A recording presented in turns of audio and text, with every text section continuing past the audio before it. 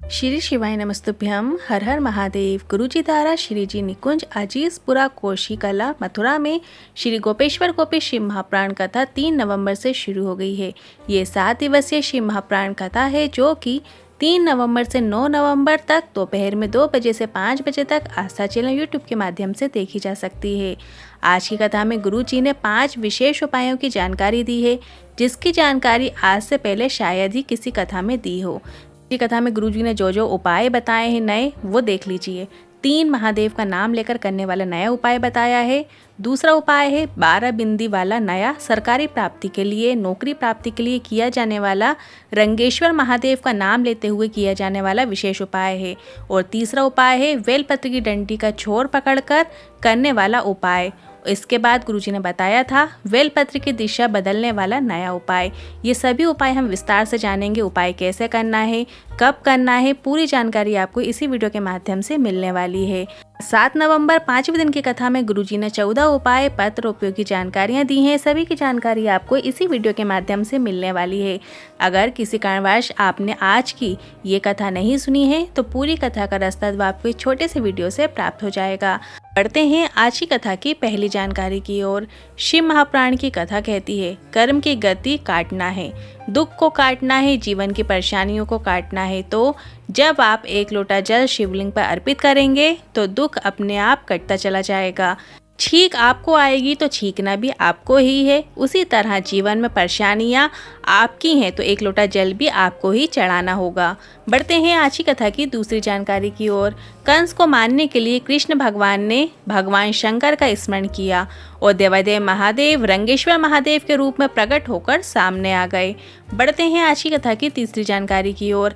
जब व्यक्ति को लगे मेरी हार होती जा रही है, व्यक्ति को लगे मेरे कोर्ट कचहरी का काम नहीं हो रहा है, व्यक्ति को लगे मेरे जीवन में तरक्की की कोई सीढ़ी ही नहीं है, व्यक्ति को लगे जब दुनिया के लोगों ने ताना मार के छोड़ दिया है, जब व्यक्ति को लगने लगे कि दुनिया में मेरा कोई नहीं है, तो आपको एक कलश में यमुना जी का जल भरकर रंगेश्वर महादेव का नाम लेते हुए अर्पित करना है।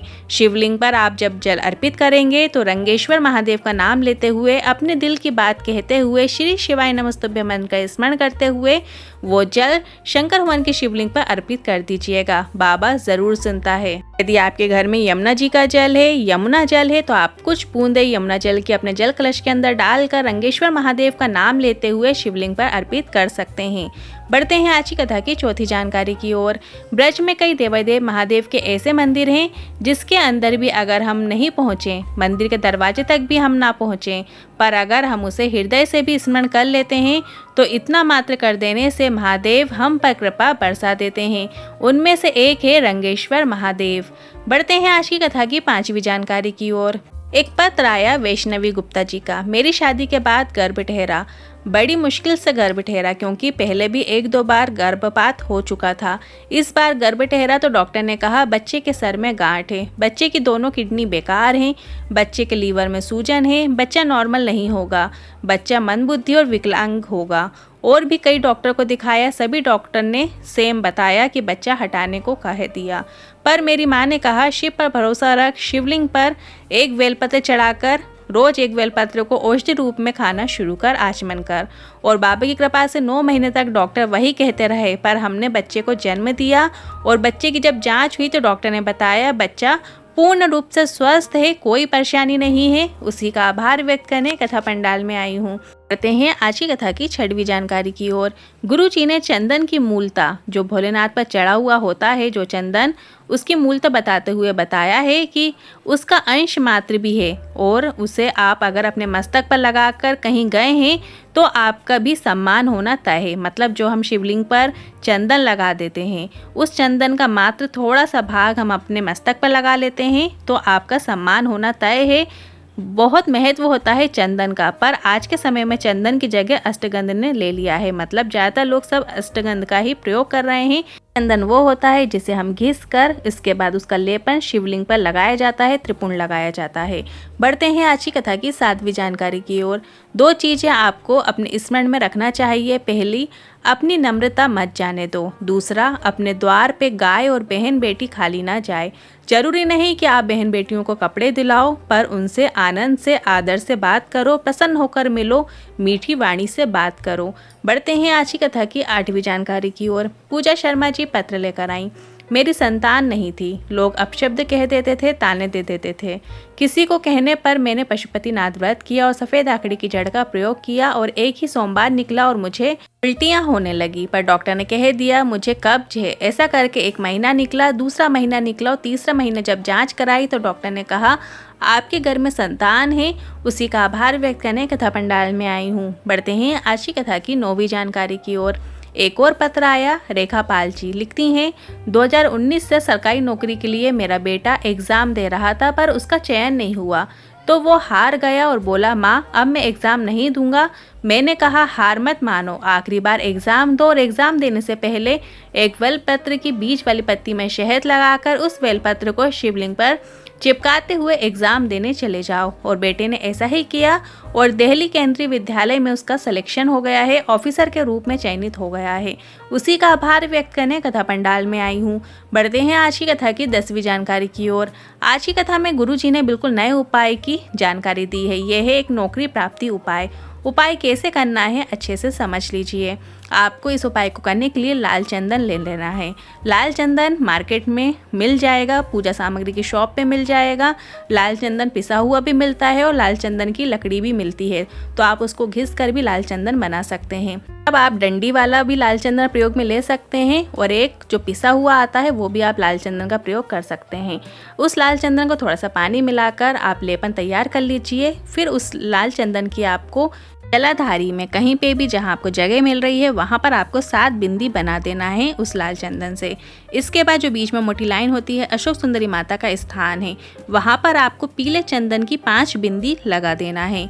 5 बेलपत्र लेना है। इसके बाद 5 बेलपत्र को भोलेनाथ के शिवलिंग पर इस प्रकार अर्पित करें कि सभी बेलपत्र की डंडी अलग अलग दिशा में हो, मतलब एक जलाधारी के साइड हो, एक आपसे ठीक विपरीत दिशा में हो, एक दक्षिण दिशा में। ऐसे करके पूरी बेलपत्र को आपको घुमाकर चारों दिशाओं की ओर करते हुए 5 बेलपत्र आपको अर्पित कर देना है। ये उपाय आपको पूरी मेहनत करके पूरी पढ़ाई करने के बाद करना है।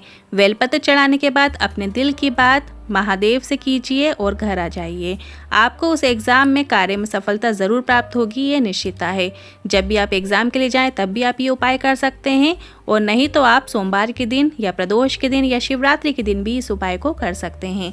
बढ़ते हैं आज की कथा की 11वीं जानकारी की ओर। अंजू रावत जी पत्र लेकर आई। मेरी पसलियों के बीच में बड़ी गांठ हो गई थी। 2 साल हो गए इलाज कराते कराते, पर वो गल नहीं रही थी। डॉक्टर ने ऑपरेशन की कह दी। कहा ऑपरेशन के बाद गांठ जांच के लिए जाएगी। कुछ समझ नहीं आ रहा था कि क्या करें।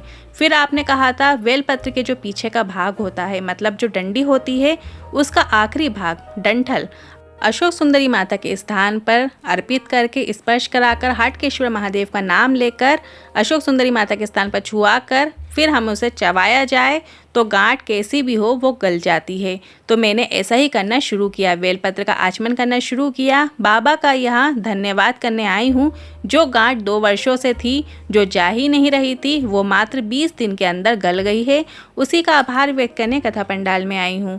बढ़ते हैं आज की कथा की 12वीं जानकारी की ओर। शरीर में यदि कहीं रोग है, हृदय में रोग है, गठिया है या घुटने के रोग हैं, तो आपको बेलपत्र की डंडी का मुख अलग अलग दिशा में करके रोज शिवलिंग पर अर्पित करना है। और अर्पित करते समय आपको हाटकेश्वर महादेव का स्मरण करना है और उस बेलपत्र को औषधि रूप में प्राप्त करके उसका आचमन कर लें। ऐसा आपको 10 से 15 दिन करना है। उसके बाद डॉक्टर से जांच कराएं, लाभ ज़रूर देखने को मिलेगा। मतलब आपको इसमें जैसे रोज बेलपत्र अर्पित करना है।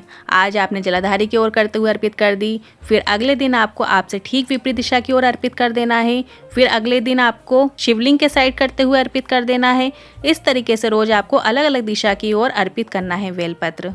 हाटकेश्वर महादेव का स्मरण कीजिए और वही बेलपत्र आप औषधि रूप में प्राप्त करके उसको ले लीजिए, आचमन कर लीजिए। ऐसा आपको 10 से 15 दिन करना है। आपको हृदय रोग में, शरीर के रोग में, गठिया रोग में, घुटने के रोग में आराम देखने को मिलेगा। बढ़ते हैं आज की कथा की 13वीं जानकारी की ओर। आज की कथा में गुरुजी ने एक विशेष और नए उपाय की जानकारी देते हुए कहा है, प्रॉपर्टी का यदि झगड़ा चल रहा हो, अदालत में पति पत्नी का झगड़ा चल रहा है, भाई बहन का झगड़ा चल रहा है या भाई भाई का झगड़ा चल रहा है, किसी ने गलत केस लगा दिया है या कोई प्रशासनिक कार्यवाही चल रही है, तो आपको इस उपाय को करने के लिए एक बेलपत्र लेना है, एक शमी पत्र लेना है, एक दूर्वा लेना है, एक कनेर का पुष्प लेना है जो कि पीले कलर का होता है और एक चावल का दाना लेना है। इन सभी चीज़ों को लेकर आपको 3 महादेव का नाम लेना है, रंगेश्वर महादेव, कुंदकेश्वर महादेव और चंपेश्वर महादेव। इन तीनों का स्मरण करते हुए बेलपत्र के पेड़ के नीचे उसी पेड़ की मिट्टी का उपयोग करते हुए एक मिट्टी का ढेला बनाकर, मतलब लिंगनुमा आकृति बनाकर सभी चीजें आपको अर्पित कर देना है और आपको एक दीप लगा देना है। आप दीप लगाते समय लंबी बाती का प्रयोग भी कर सकते हैं और उस पार्थिव शिवलिंग का विसर्जन कर देना है, मतलब थोड़ा सा जल अर्पित कर देना है और उस पार्थिव शिवलिंग में से बेलपत्र, शमी पत्र, दूर्वा, अक्षत का दाना, कनेर का पुष्प लेकर वापिस आ जाना है। मतलब आपने जो चीजें अर्पित की हैं वो चीज़ें आपको वापस उठा लेना है। बस इतना कर देने मात्र से 20 से 21 दिन में निर्णय आपके पक्ष में आ जाता है। अब आप ये सब चीज़ें लाएंगे तो उसे अपने घर में कोई कपड़े में लपेट कर रख सकते हैं और 21 दिनों बाद उनका विसर्जन कर सकते हैं। उपाय कब करना है गुरुजी ने ये तो नहीं बताया, पर आप इस विशेष उपाय को प्रत्येक सोमवार या प्रदोष के दिन या मासिक शिवरात्रि के दिन करके अधिक से अधिक लाभ प्राप्त कर सकते हैं। बढ़ते हैं आज की कथा की 14वीं जानकारी की ओर। आगामी कथाओं की जानकारी देते हुए गुरुजी ने बताया, 15 नवंबर से 19 नवंबर धुलिया में महालक्ष्मी शिव महापुराण कथा रहेगी और इसके बाद जो गुरुजी की अगली कथा है वो 28 नवंबर से 2 दिसंबर तक ददरुआ धाम में कथा होगी और वो कथा हनुमान शिव महापुराण कथा रहेगी और इसके बाद गुरुजी की जो अगली कथा है वो 5 दिसंबर से 11 दिसंबर तक जलगांव में रहेगी, बड़ा जटाधारी महादेव कथा रहेगी और इसके बाद गुरुजी की जो अगली कथा है वो 16 दिसंबर से 20 दिसंबर तक अमरावती में होने वाली है। आज के इन उपायों से लेकर मन में कोई सवाल है, क्वेश्चन है तो आप कमेंट बॉक्स के जरिए पूछ सकते हैं। वीडियो थोड़ा भी उपयोगी लगा हो तो वीडियो को लाइक करके कमेंट बॉक्स में हर हर महादेव जरूर टाइप कीजिएगा। श्री शिवाय नमस्तुभ्यम, हर हर महादेव।